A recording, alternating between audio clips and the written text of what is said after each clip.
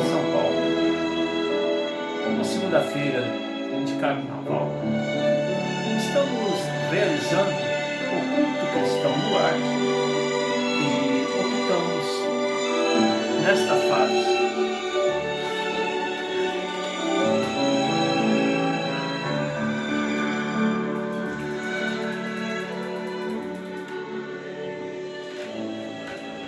pela leitura da trilogia de Camille Flammarion, A Morte e o Seu Mistério. A Morte e Seu Mistério, no volume 1, ele trata da manifestação de fantasmas de vivos, pessoas saudáveis, que por motivos a serem apurados caso a caso, ele se desdobra em um duplo e vai em direção ao percipiente, ou seja, a pessoa que se desdobra vai em direção ao alvo de sua preocupação, de seu interesse, né? E a pessoa está bem, gozando de perfeita saúde. No tomo 2, ele vai cuidar dos casos em que aquelas pessoas que estão próximos à desencarnação,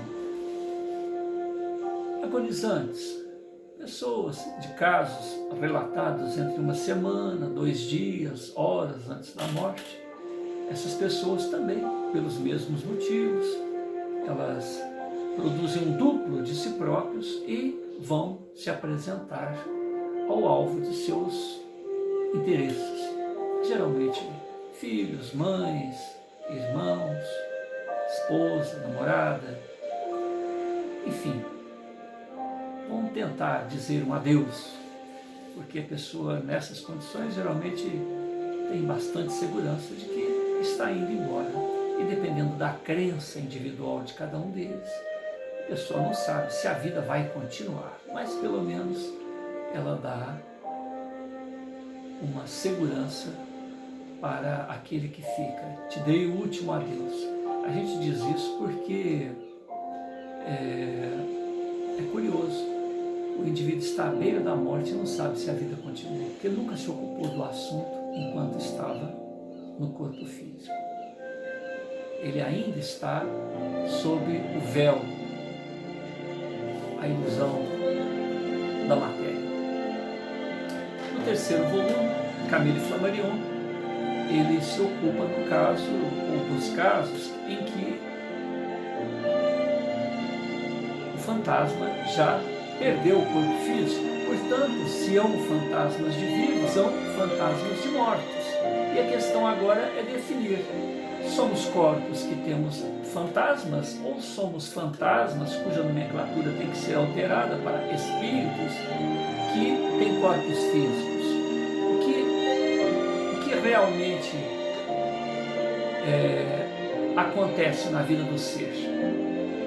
Se nós considerarmos que a vida na Terra ela é temporária, revestindo-se de uma singularidade própria para cada vivente, é interessante nós entendermos que o vivente é o ser imortal. Aqui na Terra nós estamos como que blindados, limitados de uma série de nossas potências como espíritos imortais, justamente para que desenvolvamos algum tipo de habilidade. Geralmente essas habilidades elas estão mais no campo do relacionamento. Porque para aprender uma ciência, para aprender um costume, para aprender uma arte, para aprender qualquer habilidade dessas que nós chamamos de arte, de ciência, de profissão, que necessidade se teria em estar no corpo, né? Como espíritos imortais, podemos aprender, porque tem gente que vai perguntar assim: mas como será? Lá no mundo espiritual tem organismo, tem sapato, tem camisa, tem alimento, tem isso, tem aquilo, essa rotina nossa tem, e muito mais. tem e muito mais, dependendo da faixa vibratória em que a pessoa se encontra. Se for uma faixa vibratória muito chão, muito lá embaixo, até as doenças nossas, na verdade, são doenças importadas do mundo espiritual, né?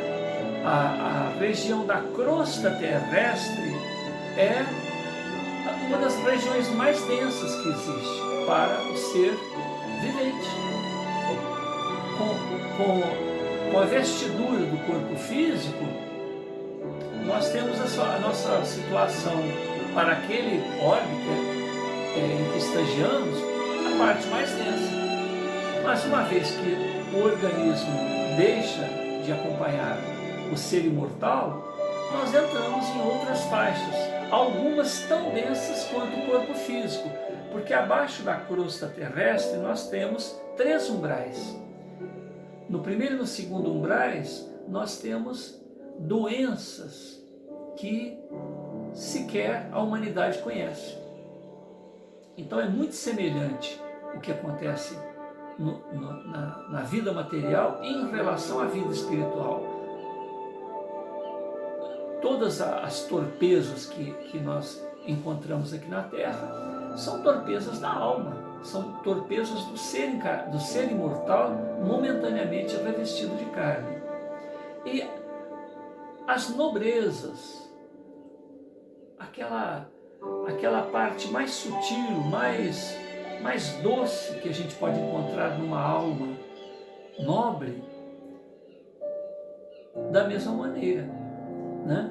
Então hão aqueles que vêm nos dar exemplos de torpezas, hão aqueles que vêm nos dar exemplos do vir a ser, né?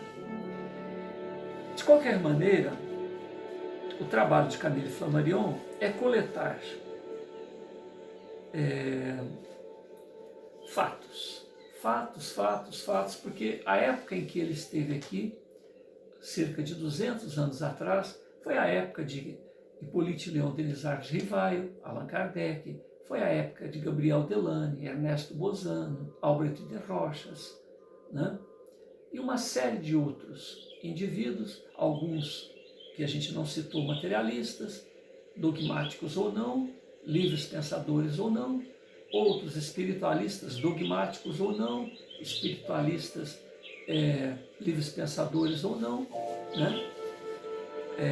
Nessa época era comum um pastor, um padre, um ateu adentrarem nas sociedades de estudos psíquicos, que eram as sociedades que se ocupavam justamente desses fenômenos. Há fantasmas. O pastor conta a historinha da mamãezinha dele, do papai dele. O ateu conta a historinha da filhinha dele que ele perdeu, né?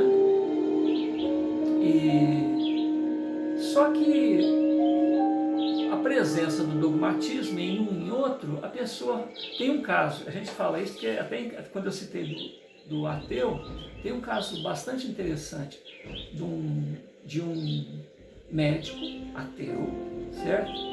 Que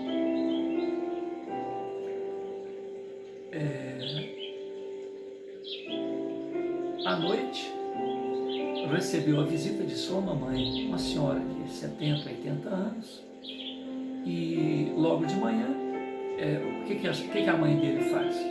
A mãe promove alguns ruídos, passa a mão no rosto dele, dá um beijo nele, um beijo parece que no rosto, e como ele dormia separado da esposa, por hábitos da época, vamos dizer assim,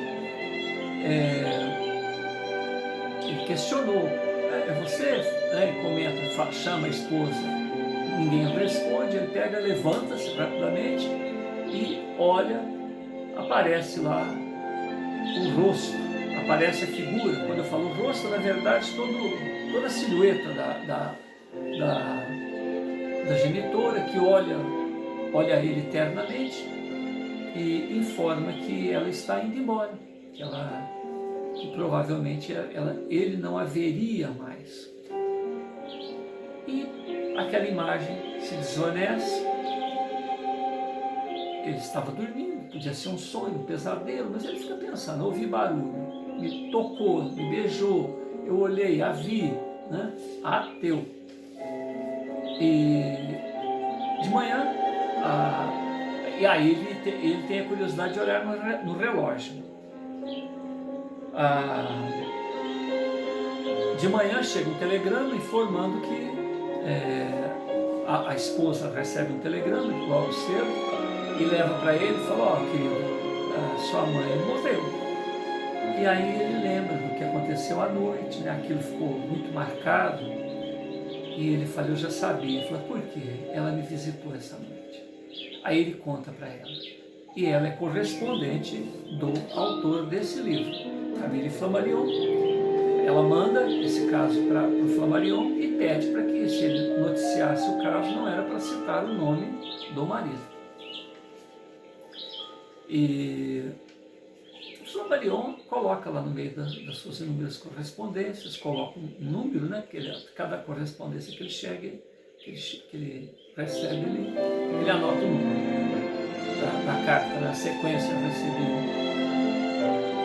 E o tempo passa, ele tem a oportunidade de reencontrar o casal, porque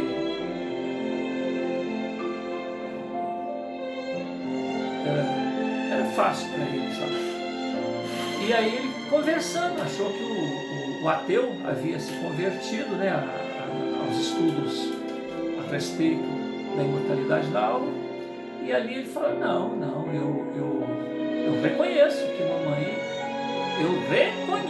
mamãe me visitou, me beijou, me disse um adeus.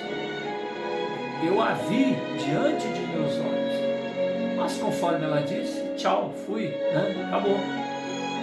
Por quê? Porque o ateu considera o fenômeno até o momento em que o corpo físico deixa de funcionar. Então ele considera que de alguma maneira as potências do espírito, as potências da alma, os recursos incontáveis do corpo físico deram possibilidade para que o espírito, o fantasma, este recurso, vamos dizer assim, do mundo íntimo das pessoas, que foi capaz de construir um duplo de si mesmo, se manifestou a ele. Então ele foi testemunha ocular, ele viu, ele sentiu o beijinho da mamãe, né? O carinho da mamãe, mas no entanto morreu, acabou. Né? Aí fica aí para cada um de nós pensarmos. Camille Flammarion não se detém nesses casos. Ele começa, depois no terceiro volume, ele começa a apresentar os casos de pessoas que já foram para o outro lado. Né? Até esse caso que eu citei está no segundo volume, que é enquanto ainda a pessoa é moribunda. Né? No primeiro volume, quando a pessoa está saudável. No terceiro volume, quando já deixou o corpo físico. É sempre bom lembrar que Alexandre Aksakov, na Rússia, fez um estudo semelhante ao de Flammarion, utilizando-se da metodologia sugerida por um ateu, que disse que se ele seguisse aquela metodologia, ele se converteria, né? Ele reconheceria a sequência da vida depois da morte do corpo físico, porque até o momento da presença do corpo físico, naqueles últimos instantes, antes do último suspiro, nós temos os fenômenos psigama e psicapa, fenômenos que atingem apenas a telepatia, a transmissão de pensamento, até os fenômenos físicos, como é o caso que a gente acabou de citar. Mas há os fenômenos na parapsicologia, fenômenos psiteta, fenômenos que dizem respeito ao Thanatos, a morte. Morreu. E aí como fica? E aí tem que se fazer uma ginástica. Os ateus, né, os materialistas, para explicarem, porque não há como negar. A própria parapsicologia tem os fenômenos psiteta na sua classificação. Flammarion, no segundo volume, tratando do fantasma dos moribundos, e particularmente aqui daqueles que estão ali no fio entre a vida e a morte, esse capítulo 11 que a gente está lendo. Ele, prefaciando essa obra, ele apresenta um pensamento socrático que é fantástico. Ninguém sabe o que é a morte, nem se ela será o maior dos benefícios para o homem. Apesar disto, tememo-la como se fora o pior de todos os males. Atenienses, acabais de me condenar à morte. A voz divina que nunca deixou de se fazer ouvir no íntimo de minha alma. Nesse instante, justamente nesse instante, se manteve silenciosa. Então eu entendi que o que se sucede é um bem. É um bem. Vou sofrer a sorte que me impuseste. Entrego.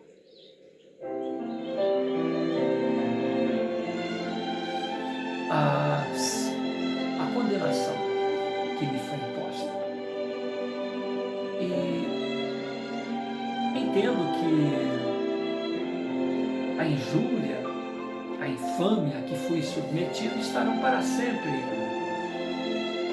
amarradas. A vida, a psique e a sorte dos meus acusadores e de meus juízes.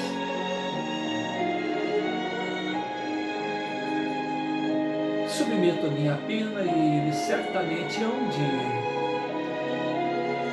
se entreter com as próprias. É deste modo que as coisas deveriam e deverão ocorrer. Quando a morte se aproxima do homem, tal qual se aproxima de mim mesmo,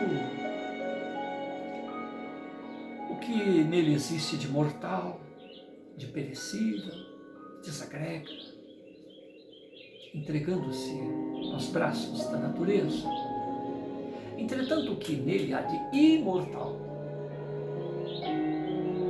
incorruptível, invulnerável, retira-se intacto.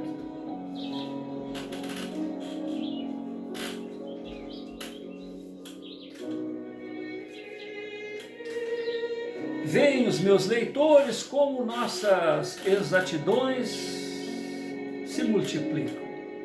O Dr. Liebald, o eminente médico de Nancy, tornou conhecida a seguinte manifestação na própria hora da morte. Isso está em Dariex, Anais das Ciências Psíquicas, 1891, página 26. Consagra-se os seus cuidados a uma certa senhorita B., que por hipnotismo havia curado de uma tosse nervosa adquirida ela em Koblenz, onde era professora. Ouçamos este clínico. Um dia, era a 7 de fevereiro de 1868, pelas 8 horas da manhã. No momento de se sentar à mesa para almoçar, sentiu-se ela impiedosamente ou imperiosamente forçada a escrever como médium, o que fazia já há algum tempo, e correu imediatamente à procura de seu grande caderno em que traçou febrilmente a lápis caracteres indecifráveis.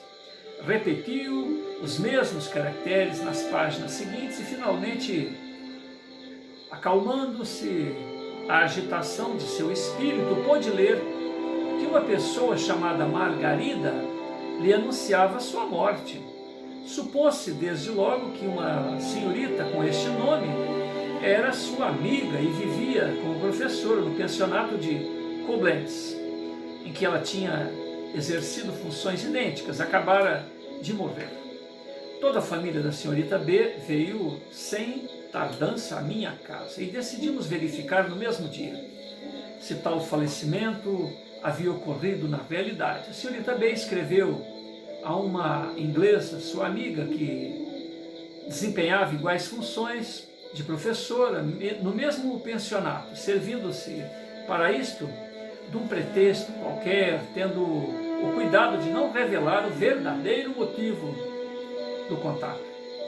Na volta do correio, recebemos uma resposta em inglês de que me copiaram a parte essencial. A professora britânica exprimia na sua carta o espanto acerca da carta da senhora B, que ela não esperava. Ao mesmo tempo, contudo, anuncia ao nosso médium que a sua amiga comum, Margarida, falecera 7 de setembro pelas 8 horas da manhã. Além disto, um pequeno quadrado de papel impresso tinha incluído na carta. Era um bilhete de participação do óbito. É inútil dizer-lhe que verifiquei o subscrito na carta e que me pareceu realmente ter vindo de Koblenz. Dr. A. Liebault. Continua Flammarion. Quem anunciou tal morte nesta escrita espontânea do médium? Foi a própria Margarida? Parece bem que sim, apesar das hipóteses subsequentes da lucidez, da intuição. Como se explica a mediunidade? Explicá-la talvez como uma obra especial sobre o espiritismo?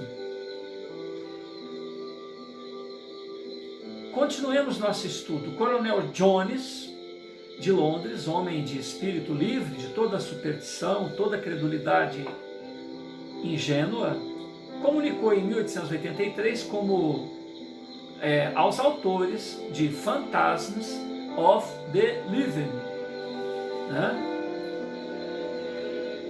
servida de fantasmas, uma carta de seu pai escrita pouco tempo depois da seguinte observação. Em 1845, eu, com meu regimento em Moulmein, na Birmânia, por esse tempo não havia correio direto, eram navios de velas que nos traziam as nossas cartas e andávamos muitas vezes, durante meses, sem as receber. Na noite de 24 de março de 1845, jantei com outras pessoas em casa de um amigo. Depois de jantar, na varanda, ouvi-me numa conversa com outros convidados sobre negócios locais. De súbito, aliás, envolvi-me, numa conversa.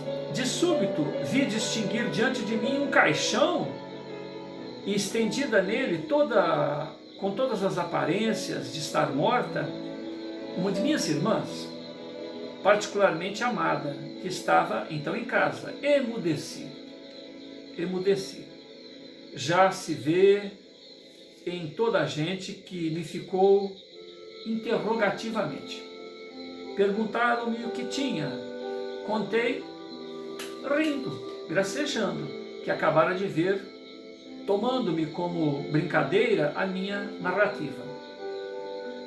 Durante a noite, regressei à minha casa em companhia de um oficial muito mais velho que eu, o falecido Major-General George Briggs, reformado da artilharia de Madrasta, por este tempo era Capitão Briggs, que voltou a falar do assunto, perguntando-me se eu havia recebido notícias de minha irmã estivesse enferma.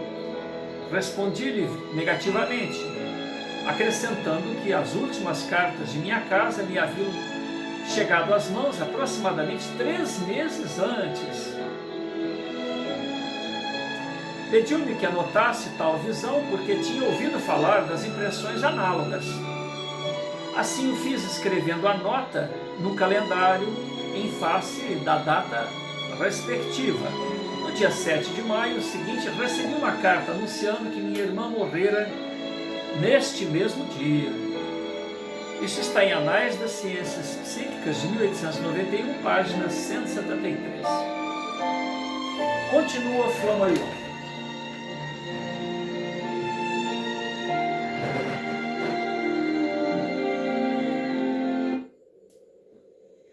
Quem anunciou tal morte nessa escrita espontânea do médium?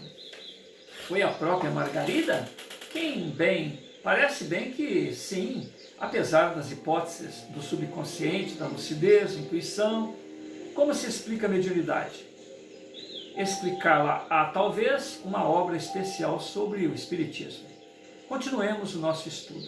Nós temos que lembrar que nessa época estavam surgindo todos esses estudos psíquicos. Existia grupos de estudos que sequer tinha nome.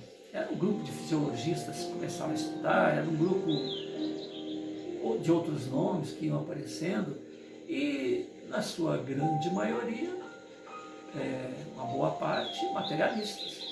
Mas estavam lá, registrando aquilo. Né? O coronel Jones, em Londres, homem de espírito livre, de superstição e de toda a credulidade ingênua, comunicou...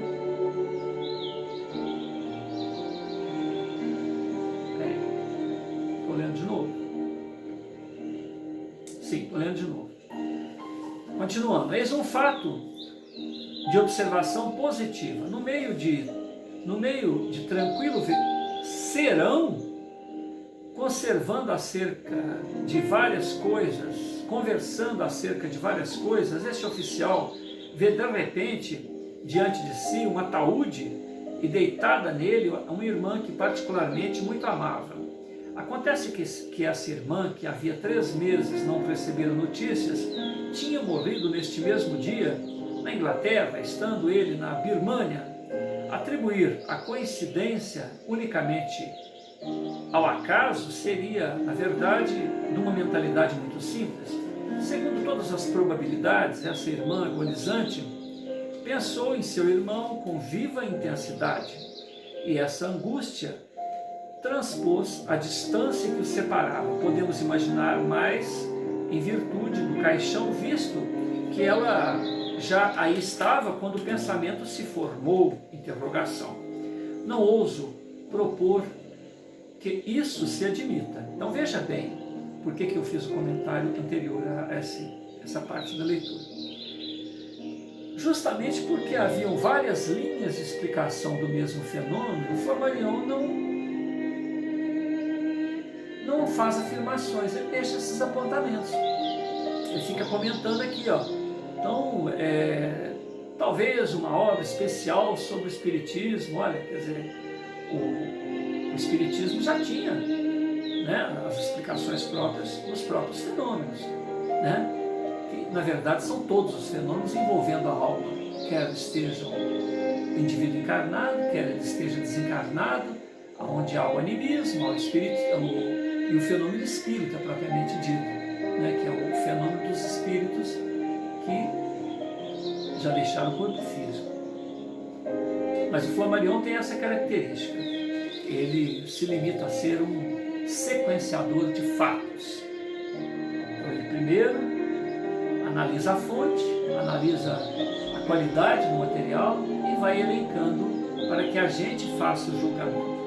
Examinemos agora a impressionante manifestação que vai a seguir de um suicida, no momento do seu ato inteiramente imprevisto, reproduzamos-la com minúcias circunstanciadas da obra tão documentada, Phantasm of Living.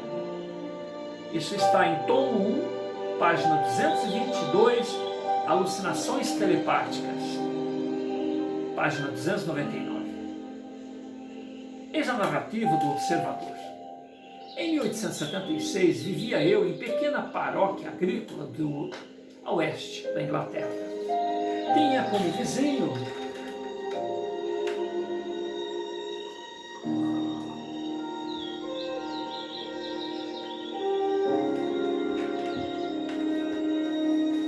um rapaz, S.B.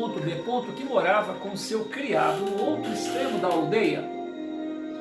A sua habitação era muito afastada da minha, 1 quilômetro, pouco mais, pouco menos. Estavam separadas uma da outra por jardins, construções. Não era um amigo pessoal para mim, mas simples conhecido. Só me interessava com um dos grandes proprietários da região. Por cortesia, convidei-o a visitar-me, mas, tanto quanto posso recordar-me, nunca fui à casa dele. Uma tarde, em março de 1876, quando deixava a Garé,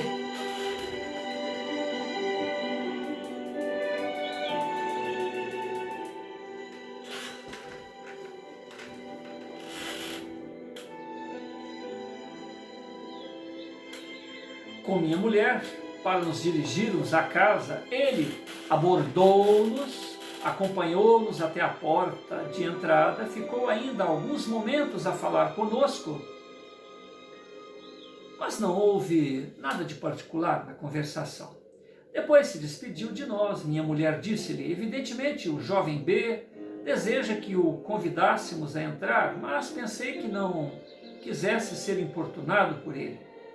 Tendo reencontrado de novo nesta tarde, ouvi-o com grande surpresa dizer-me: venha fumar um charuto à minha casa esta noite. Eu respondi-lhe: ah, não é possível, estou comprometido. Venha, insistiu ele. Não, repliquei, irei lá uma outra noite. Ao cabo deste diálogo, separamos-nos. Estávamos talvez a 40 metros de distância um do outro, quando ele, voltando-se para mim, exclamou: então, como não se decides? Adeus. Passei essa noite a escrever. Depois que eu entrara em casa, nevara um pouco, o suficiente para branquear a terra. Pelas 10 horas menos 5 minutos aproximadamente, abri um livro e aproximei-me do candeeiro para ler, com as costas apoiadas contra a janela, posição em que me permitia distinguir o menor ruído exterior. De súbito, ouvi nitidamente que alguém abrira a porta da frente, tornando a fechá-la com estrondo. Depois ouvi passos precipitados avançando pelo caminho. Tais passos eram, a princípio, muito distintos, muito sonoros. Mas, ao chegarem perto da janela, amorteceram num gramado que ali havia, e no mesmo instante tive a coincidência de que alguma coisa estava perto de mim. Do lado de fora, unicamente separada do meu corpo pela delgada gelosia e pelo caixilho da vidraça, pude ouvir a respiração curta, ofegante, penosa do mensageiro ou de quem quer que fosse, que se esforçava em retomar o alento antes de falar. Teria ele sido atraído pela luz que se filtrava através das persianas? Mas subitamente retumbou com um tiro de canhão dentro de casa, fora dela, por toda parte. O mais espantoso dos gritos, um grito prolongado que principiou com uma nota muito alta e depois foi baixando. Desgrenhando-se, espalhando-se em gemidos, tornando-se cada vez mais fraco, desvanecendo-se, por fim, nos soluços, nos pavores de uma horrível agonia. Sentada tranquilamente diante do meu trabalho, num compartimento próximo, perto de uma janela situada no mesmo alinhamento daquela em que eu estava e que disparava apenas uns 10 a 12 pés, minha mulher nada tinha ouvido. Dando fé na minha agitação, perguntou-me a causa dela. Alguém está aí fora, respondi. Então por que não sais? E veja quem é, indo ver quem é. Assim procedes sempre que ouves um barulho extraordinário, repliquei. Existe qualquer coisa tão estranha, terrível neste ruído, que não ouso afrontá-lo. O jovem S.B. depois de ter despedido de mim, reentrar em sua casa, passar a maior parte do serão deitado no sofá, lendo um romance de Wilt Pelville, vira o seu criado pelas 9 horas, dando-lhe ordens para o dia seguinte. O criado e a sua mulher, que viviam com o patrão, foram deitar-se. No inquérito a que se procedeu, o servo declarou que, no momento em que ia adormecer, fora bruscamente despertado por um grito. Correra para o quarto do amo, que o encontrara agonizante caído no chão. Averigou-se que o encontrara agonizante caído no chão. Averigou que o mancebo se despira no andar superior, descendo à sala de visitas, vestindo apenas uma camisa de noite e calças, em meio copo d'água despejou em um frasco ácido prússico que havia adquirido de manhã com pretexto de envenenar um cão, quando na realidade não tinha cão nenhum. Tornou a subir e, tendo reentrado no quarto, esvaziar o copo num trago, soltando um grito e caindo morto. Tudo isso se passara, tanto quanto pude apurar, exatamente no mesmo instante em que eu, em minha casa, me senti assustado. É inteiramente impossível que qualquer barulho, salvo qualquer um tiro de canhão, tivesse podido chegar-me ao ouvido, dada a distância entre as duas vivendas. Na manhã seguinte, muito cedo, examinando o terreno por debaixo da janela, não encontrei qualquer marca de passos na areia, na relva. O solo estava ainda coberto de ligeira camada de neve que caíra na noite precedente. Todo esse incidente é um mistério e será sempre misterioso para mim. Só conheci os pormenores da tragédia na tarde do dia seguinte. Dizia-se que o motivo do suicídio foram desgostos de amor. Tá. Eu não sei se eu entendi direito. Esse moço conversou com o rapaz antes de se suicidar. Por que ele queria fumar um charuto lá junto com esse vizinho longe, né? Será que ele queria se matar e matar o vizinho? Estranho, né? O cara que está pensando em se matar, fazer tanta questão do rapaz entrar na casa dele. Não sei se eu entendi direito essa conversa. A mulher do narrador juntou o seu depoimento ao do marido. Um jornal da localidade publicou um relato de suicídio. É evidente que o moço suicida se manifestou ao seu vizinho. Tá vendo? Isso mesmo. Pela forma indicada nessa narrativa, seguramente não podemos explicar nem essa abertura fictícia da porta, nem esses passos não menos fictícios, nem a presença invisível do trágico visitante, nem a sua aparente respiração, esse grito, esses gemidos retumbantes do moribundo, mas o narrador experimentou todas essas sensações no momento do suicídio. Ou do momento do suicídio, né? Porque, na minha visão, eu imagino o seguinte: o rapaz puxou o assunto com ele. Lá não deveria ter vizinhos. Se os dois eram vizinhos distantes, imagina que ele não conversava com ninguém, conversava só com os funcionários, só com os criados lá. Ou ele queria desabafar e não teve oportunidade, porque o vizinho estava ocupado. Ou ele tinha algum objetivo mais severo. De qualquer maneira, houve uma interação entre os dois e, provavelmente, depois que ele bebeu o veneno, o ácido, ele deve ter arrependido muito, porque ele viu que não morreu, Então, em espírito, ele saiu pedindo socorro, como se fosse possível alguém salvar o corpo dele. Por que ele foi correr atrás do vizinho? Depois de ter bebido, ele foi correr em espírito, vamos deixar bem claro. Deve ser para pedir ajuda, porque a maioria dos suicidas, o objetivo qual que é? Acabar com o sofrimento, acabar com a tristeza, acabar com... E ninguém morre. Ninguém morre. Você tenta deixar o corpo físico aqui e sai correndo pedindo socorro ali.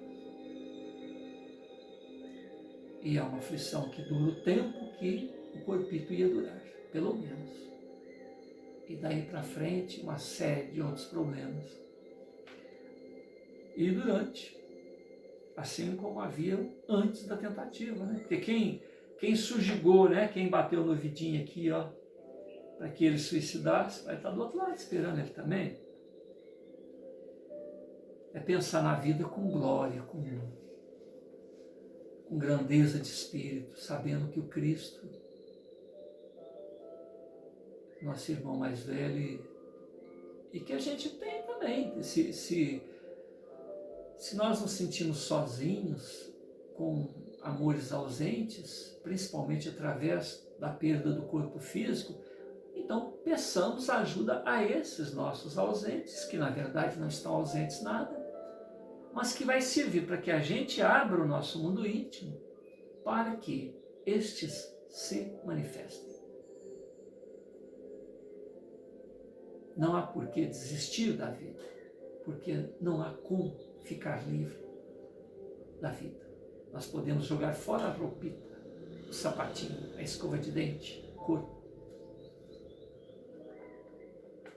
Mas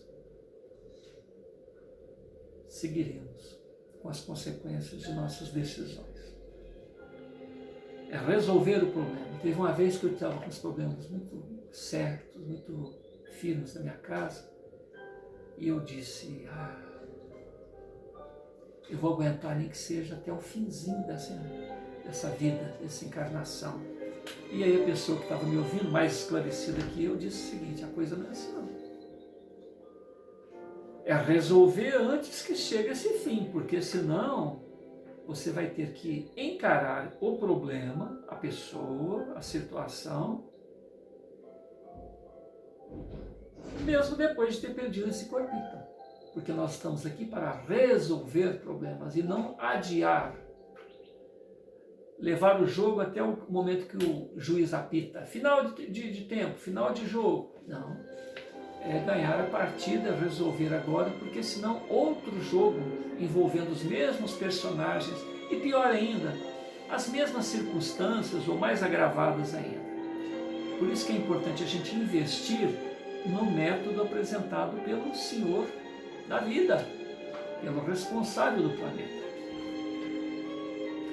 A mulher do narrador juntou seu depoimento ao marido.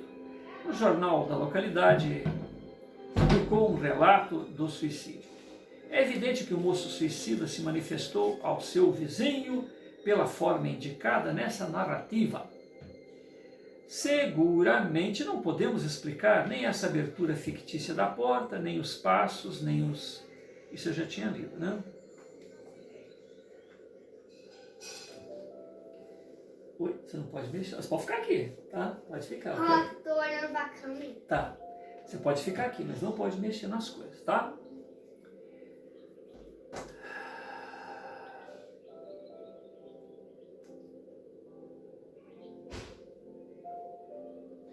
Ai, tô morrendo de calor. É evidente que o moço suicida se manifestou ao seu vizinho pela forma indicada nessa narrativa. Seguramente não podemos explicar nem essa abertura fictícia da porta, nem esses passos não menos fictícios, nem a presença invisível do trágico visitante, nem a sua aparente respiração, nem esse grito, nem esses gemidos retumbantes do moribundo, mas o narrador experimentou todas essas sensações no momento do suicídio. Eu tenho que fazer outro comentário. Nós temos que lembrar que esse moço, ele tem alguma sensibilidade. Por que o rapaz quis conversar com ele? O que forçou ele a conversar com esse indivíduo antes de tomar essa decisão? Isso se passou no seu cérebro com todas as suas sensações normais de resto. E essas tiveram por causa o agonizante. Neste momento não houve dupla, nada de objetivo. Tais observações devem para o futuro inscrever-se no quadro da psicologia física. Aí é mais um termo, né? Ignorá-las, rejeitá-las, será desconhecer um dos elementos da natureza humana. Eis outra. Então Então vamos citar mais uma carta. Carta que me foi enviada de Bessarabia,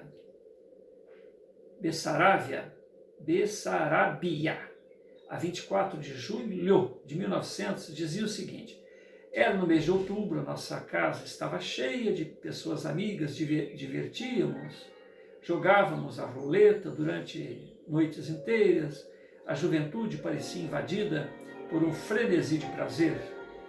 Entre todas essa gente, contava-se um de nossos presentes, o senhor Michel S., que padecia frequentemente de dores de estômago, de fígado, e que punha em risco a sua vida. Que é isso? No entanto, gostava muito de reuniões sociais. Que é isso? Está jogando roleta? Será que é isso que eu estou pensando? No entanto, gostava muito de reuniões sociais e viera divertir-se com outros, não presumindo qualquer agravamento de saúde. Quando a sua doença se assaltou terrivelmente, forçando-o a recolher ao leito nesta noite. Os rapazes continuaram a divertir-se, a rir, e o jogo empolgou até romper a alvorada.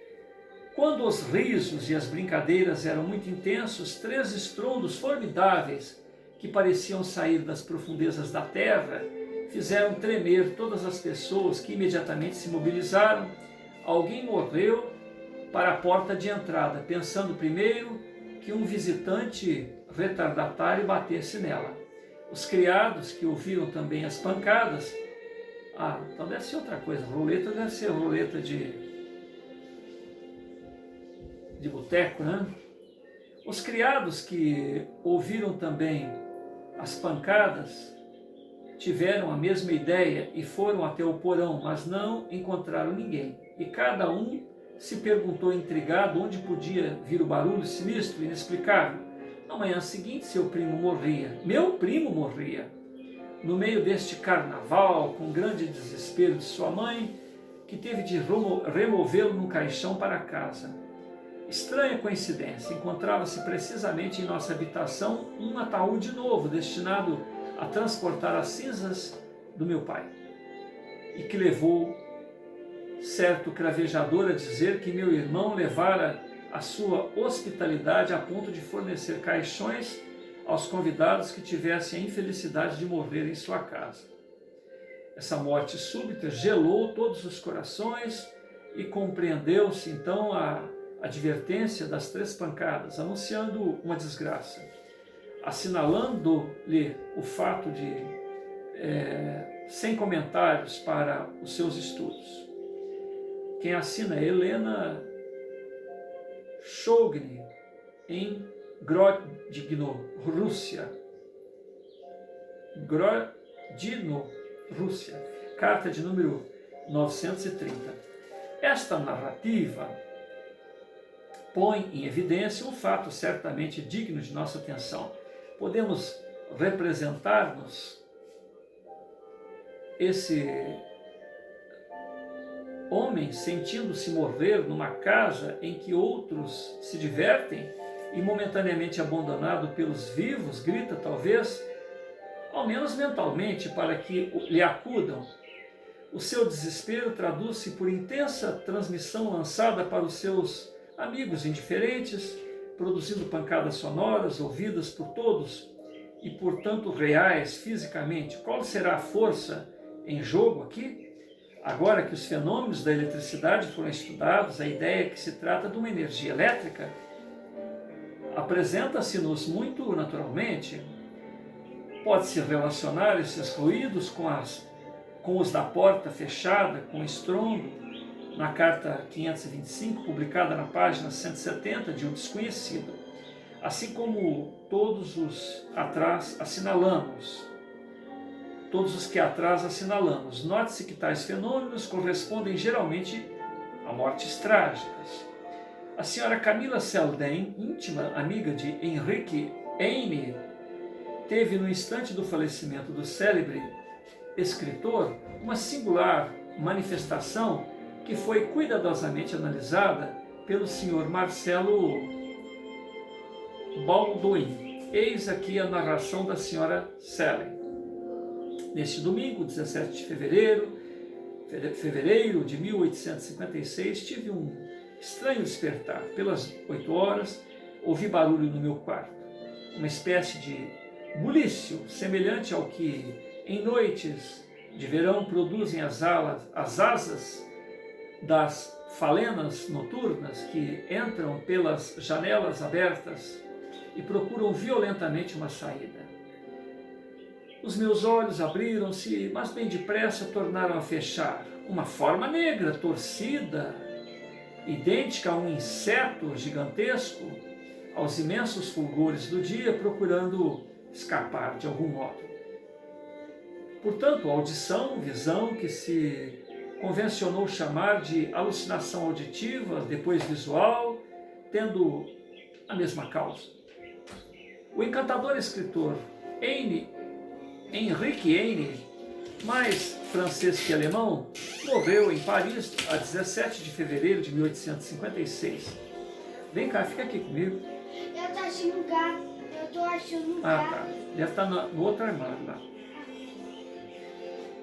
Nascer em Düsseldorf. Mas ele não tá lá no armário, porque ele se escondeu. Ele está com medinho, né? Mas morreu em Paris a 17 de fevereiro de 1856, entre as 5 e 8 horas da manhã. Nasceu em Düsseldorf em dezembro de 1799, mas dava a 1º de janeiro de 1801 como data de seu nascimento e denominava a si mesmo o primeiro homem do século. Essa cruel doença da medula espinhal reteve-o no leito durante os seus derradeiros 8 anos. A manifestação de que acabamos de falar feriu a atenção da senhorita Selden, que correu à casa de Heine, apesar do frio que fazia, fazendo aí que ele acabara de expirar. Sabendo aí que ele acabara de expirar. Marcelo Baldoin acompanhara essa observação com as seguintes notas. Essa senhora era uma amiga muito íntima de Henrique Heine. Só publicou as suas recordações em 1884, isto é, 28 anos depois de sua morte, a morte do caro poeta, e depois do falecimento da senhora Heine. Ela só esteve em relações com o escritor no fim de sua vida, 1855 e 56. Na primeira visita que lhe fez, provavelmente em 1855, encontrou-o já deitado na cama em que morreu. Estabeleceu-se entre eles uma cordialidade, uma ligação intelectual que se manteve sempre intacta e que nunca se mesclou com um sentimento banal, nenhum mal-entendido possível. Poderíamos mostrar-nos verdadeiros sem temor de parecermos falsos, o que aumenta muito o encanto de nossas relações mútuas e inspirava respeito a todos. Heine chamava esta mulher de minha pequena mosca, tratava por tu, como se fosse a tua parenta. O senhor professor Flournoy, que com Flammarion e muitos outros psicólogos aceitam os fatos de lucidez, chamados reais, crê que isto são impressões a distâncias produzidas por pessoas ainda vivas, no momento de sua morte, na maior parte das vezes, sobre o cérebro de outra pessoa em afinidade eletiva por ela. Isto trata-se, em suma, deste caso, de uma ingestão mental à distância sobre um intelecto especial. Admitamos esta teoria. As ondas psíquicas, se existem, isso tudo na carta lá, o rapaz falando, né? Não podem fazer por si mesmo qualquer escolha. Se elas chegam em dado lugar, devem impressionar indiferentemente todos os cérebros que aí se encontrem, unicamente os que se mantêm em estado particular, a determinar seja como for, são impressionados. Admitindo isto, é evidente que tudo depende dos cérebros que foram tocados. Todos o são, sem dúvida, mas uns não são impressionados de modo algum, nem de outra forma consciente, nem de maneira inconsciente. Outros, pelo contrário, são atingidos, manifestam que sentiram uma impressão com o auxílio de um fenômeno qualquer. É que são excelentes aparelhos receptores. Por ocasião, pois, de manifestação de moribundo, se houver na zona de ação das ondas psíquicas um cérebro preparado, o despacho psíquico registrar-se-á. Se não houver, o mesmo despacho passará, sem deixar traços, pelo crânio, que apenas será tocado levemente. Sei muito bem que esta teoria das ondas psíquicas é das mais discutíveis, porque se conhecem fatos de telepatia à distância tão grandes que não se pode comparar tais ondas às admitidas pela explicação da telegrafia sem fios, ondas artesianas. No entanto, se aceita a força de atração da Lua sobre os nossos mares, dada aos fatos conhecidos, não é desproporcionado aceitar a hipótese de uma força psíquica, a das ondas psíquicas, qualquer que seja a sua natureza. Quando a força psíquica que indubitavelmente existe, mas que totalmente ignoramos a natureza, é suficiente para passar ao alcance de tal cérebro, seja de onde for, de longe ou de perto, marca nele a sua passagem pela produção de um fenômeno psíquico, fisiológico, conforme atuar sobre tal ou tal parte dos centros nervosos, em compensação, ou outros cérebros que deixam-na percorrer mundo sem se preocupar com sua misteriosa potência. Isso está em Anais das Ciências Psíquicas. Flammarion, a página 320, vai continuar comentando esse assunto. Veja bem, quando a gente tem que ler um texto mais longo, dos Anais das Ciências Psíquicas, e um texto do próprio Flammarion, quando ele só cita o fato, sem a explicação de outros, né? Ele é muito claro naquilo que ele expõe. Flammarion, gratidão. Jesus amado, gratidão. A todos que nos ouvem, gratidão. Este é o momento de nosso mergulho dentro de nós mesmos, momento em que somos convidados a pensarmos, e euzinho nisso tudo. Se tantos e tantos apontamentos nos levam a considerar, a aceitar, a reconhecer, a buscar em redor, hoje, amanhã, em todos os instantes que caminharmos pelo chão da terra,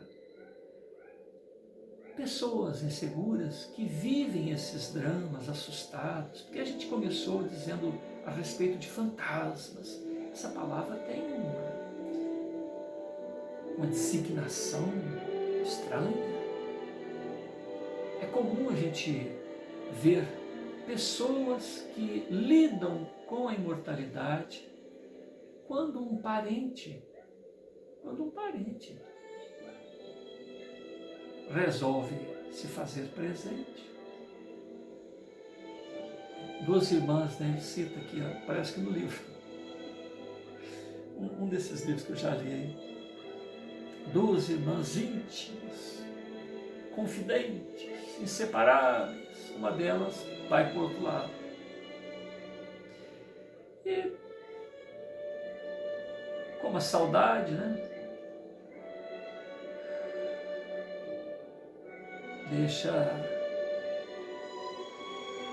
uma ausência significativa, tanto no que vai como no que fica. Tanto é que a pessoa tem por hábito de vestir um luto por dias e dias, né? Era comum a viúva ficar meses, às vezes até o fim da vida, de luto. A irmã, muito amada e muito amante da outra irmã, um dia percebe que a irmãzita dela estava lá do lado. E olha assim, meio de rabo de olho, e fala: estou vendo que é você, querida, mas eu vou te pedir uma coisa. Não vem aqui não. Não vem não, porque você vai me passar medo.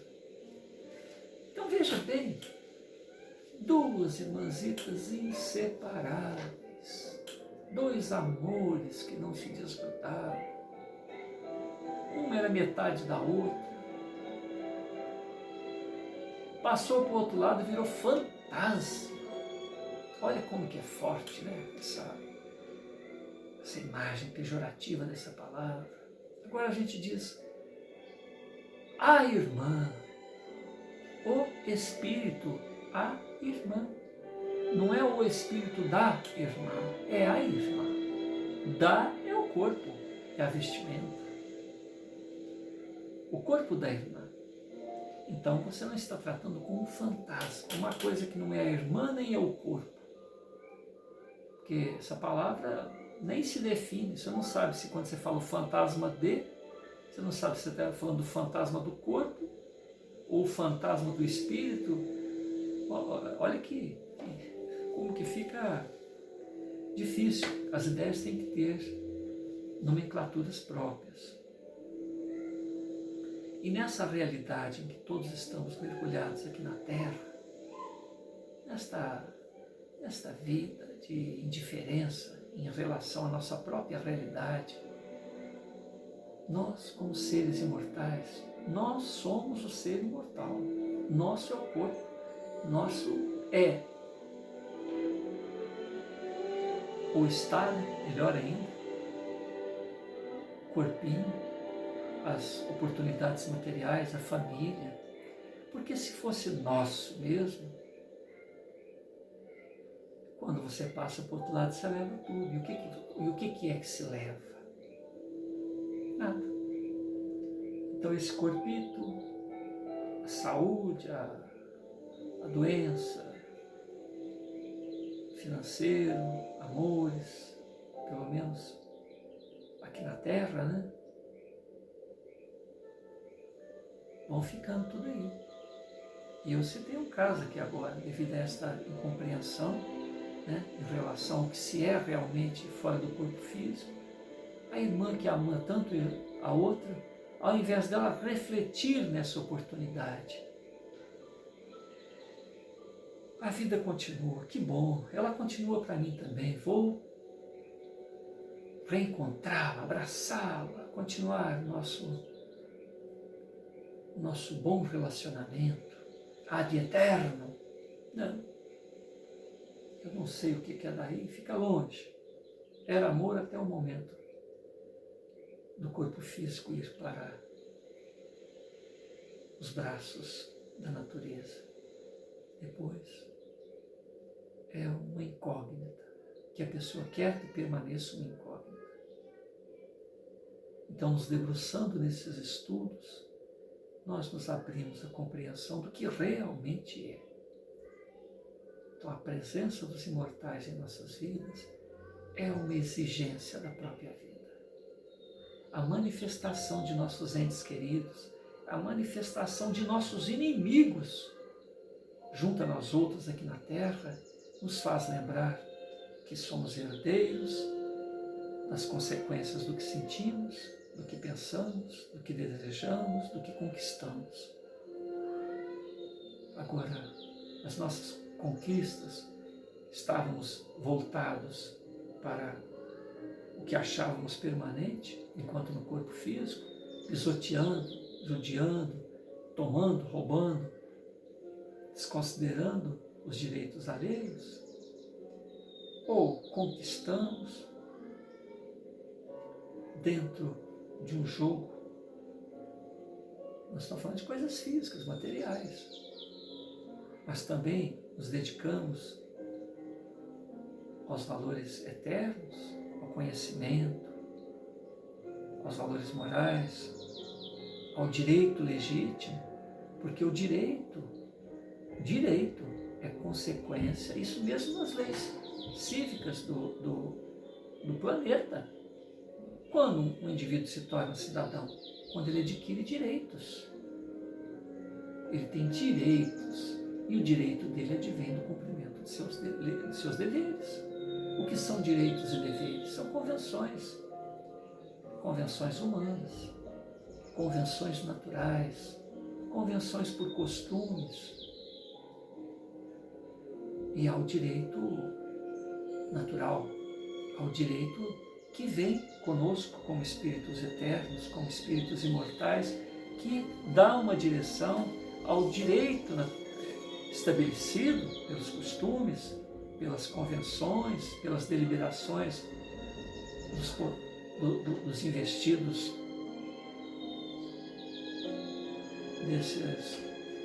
dessas autoridades, para que se aproxime estas decisões, esses status quo, ao que acontece no direito natural. Então veja bem que até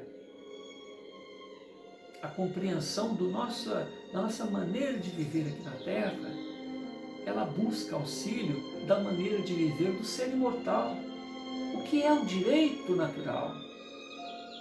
Quem criou esse direito natural? Da onde vem esse direito natural? Essa consciência ad eterno que todos os seres, desde as sociedades mais nobres até as sociedades mais primitivas, têm noção do que é justo, do que é certo, do que é bom, do que é honesto. Muito embora o egoísmo, o orgulho e todas as suas consequências procurem silenciar esse direito natural dentro de si, e porque o direito natural fala dos nossos deveres. O direito advém de deveres. É isso que é importante que se entenda.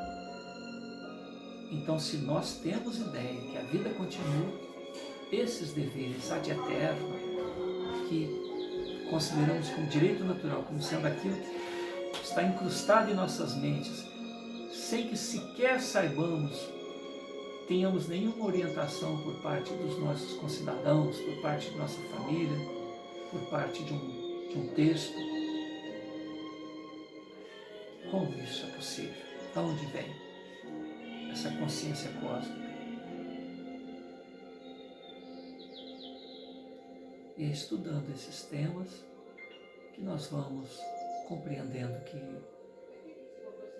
antecedemos a vida no corpo físico, temos uma destinação nobre, desde já, agir com responsabilidade, realizar pelo outro aquilo que desejaríamos que o outro fizesse por nós se estivéssemos, né? Temos o nosso próprio direito, e esse direito vai até onde esbarra no direito alheio. Muita paz a todos.